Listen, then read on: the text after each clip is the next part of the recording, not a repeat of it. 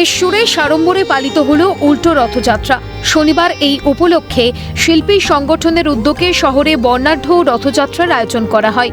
এই রথযাত্রাটি শোভাবাজার লাল মন্দিরের সামনে থেকে শুরু হয়ে সেন্ট্রাল অ্যাভিনিউ হয়ে মহাত্মা গান্ধী রোড পর্যন্ত যায়।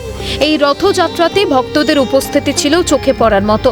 জানা যায়, রাজ্য জুড়ে সনাতনীদের এই রথ প্রায় 100-রও বেশি বেরিয়েছে।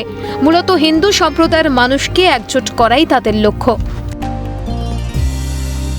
সুজারথ আমাদের পশ্চিম বাংলার প্রত্যেকটা জেলা থেকে অগণিত হাজার হাজার ভক্ত এই কলকাতার রাজপথে তারা জড়ো হয়েছিল।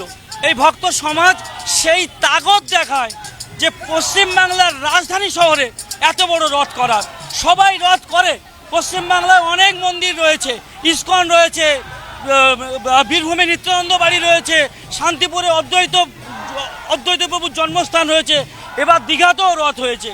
কিন্তু সব তাদের নিজের এলাকায় রথ, সব তাদের মন্দিরের আশেপাশে। কিন্তু এই শিল্পী সংগঠন কলকাতার রাজপথে পশ্চিম বাংলার হাজার হাজার হাজার ভক্ত, অগণিত ভক্ত নিয়ে জগন্নাথ দেবের রথযাত্রা, বর্ণাঢ্য রথযাত্রা তারা যে এত ভক্তর মনের ইচ্ছা যে আগামী দিনে এই দেবত্ব ভূমি তারা রক্ষা করবে ভগবানকে সামনে রেখে। যেভাবে আমার মহাপ্রভু তৎকালীন সময়ে এই ভক্তদের সাধু সন্ত হিন্দু সমস্ত মানুষকে রক্ষা করেছিলেন, আজকে সংগঠন সেই মহাপ্রভুকে সামনে রেখে সেই চিন্তা ভাবনা এগিয়ে চলেছে। তারা রক্ষা করবে এই আশা রাখছে। আগামী দিনে যদি পশ্চিম বাংলায় শান্তি, সাম্য, সুশাসন ফেরানোর জন্য এই ভক্ত সংগঠন হাল ধরার জন্য তারা তৈরি।